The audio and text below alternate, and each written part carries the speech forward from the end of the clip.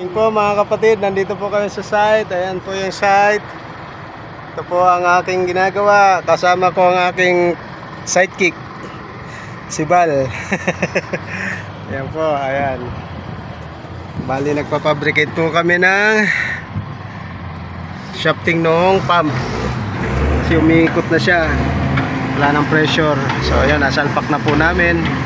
Hindi ko na po naipakita kasi medyo mahirap po isalpak.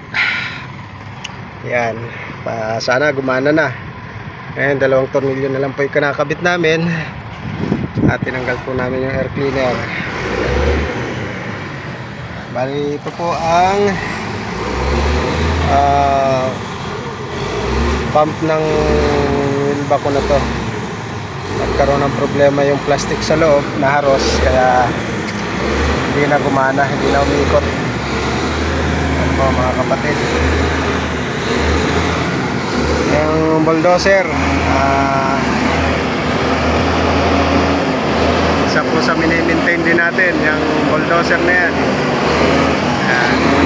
Marami pong equipment dito, warehouse ko ito na assemble. Salamat po mga kapatid, like and subscribe naman po. Thank you.